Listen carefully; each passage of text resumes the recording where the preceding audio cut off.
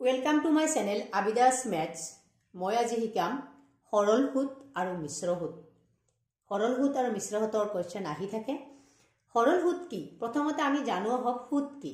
আমি মানুহৰ পৰা বা বেংকৰ পৰা টকা ধাৰে লওঁ। সেই টকা ধাৰে লোৱাৰ বিনিময়ত কিবা এটা উপৰঞ্চি টকা খুজে, সেই উপৰঞ্চি টকাটোকে সুত বুলি কোৱা হয়। ধৰা হ'ল এজন মানুহৰ পৰা 5000 টকা ধাৰে লোৱা হ'ল। 5000 টকা ধাৰে লোৱা হ'ল। ধাৰে লোৱাৰ বিনিময়ত মানুহজনে ক'লে যে মোক বছৰি মই ইয়াতে ধাৰে লৈছো 3 বছৰৰ কাৰণে। 3 বছৰৰ কাৰণে ধাৰে লৈছো, ক'লে যে বছৰি মোক 5% বছৰি 5% মানে 100 টকাত 5 টকা বেছিকে দিব লাগিব। তেনেহলে বছৰি যদি 5% হয় 100 টকাত কিমান টকা দিব লাগিব? 5 টকা দিব লাগিব। 100 টকাত 5 টকা দিব লাগিব। তেনেহলে 5000 টকাত কিমান দিব লাগিব? 1 টকাত দিব লাগিব। 5000 টকাত কিমান দিব লাগিব?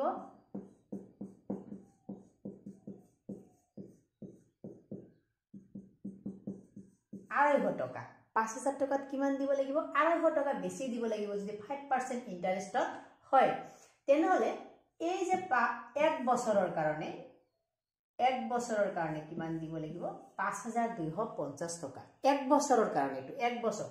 কিন্তু যদি মই 3 বছৰৰ কাৰণে লওঁ তেনেহলে কি আৰু এনেকে যোগ হ'ব, আৰু 250 টকা যোগ হ'ব, তাৰ পিছত আৰু 250 টকা যোগ হ'ব। এনেকে এইটো কোৱা হয় সুত। সুত বুলি কোৱা হয়। ইয়াৰ নাম হ'ল সবৃদ্ধি মূল। যেটো সুত মিলি বাঢ়িল তাৰ নাম সবৃদ্ধি মূল। আৰু এইটো কোৱা হয় মূলধন। মূলধন প্ৰিন্সিপাল, সংক্ষেপে কয় পি। এইটো হল এমাউন্ট, এইটো কোৱা হয় সংক্ষেপে এ। সুতক কোৱা হয় ইন্টাৰেস্ট, এইটো কোৱা হয় আই। এতিয়া এই সুতটো দুই ধৰণৰ। এইটো যেনেকুৱা 1 বছৰৰ কাৰণে ওলাইছো, 3 বছৰৰ কলেজ 3 বছৰৰ কাৰণে লৈছো, বছৰি দিব লাগিব 5% কে। বছৰি কিমান কে দিব লাগিব? 5% কে।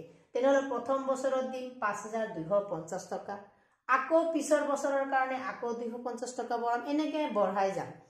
ইয়াক কোৱা হয় সৰল সুত। কি বুলি কোৱা হয়? সৰল সুত।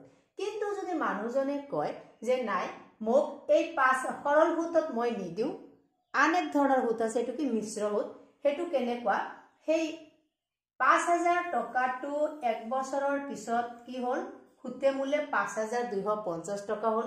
এই 5250 টকাটো পিছৰ বছৰৰ কাৰণে কি বুলি ধৰা হ'ব?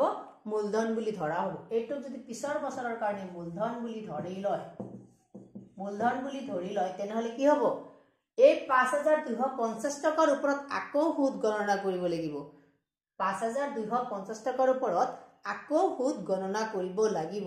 সেই ধৰণৰ সুতক কোৱা হয় মিশ্ৰ সুত। তাৰ মানে সৰল সুতত যেটো সুতৰ পৰিমাণ হেতু কম থাকে, আৰু ইয়াৰ নাম কয় সৰল সুতক কোৱা হয় সিম্পল ইন্টাৰেস্ট। সৰল সুতক কোৱা হয় simple interest. Simple interest.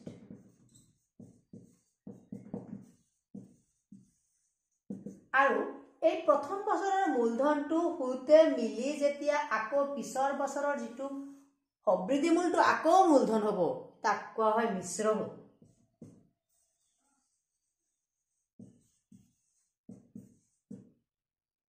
Compound interest.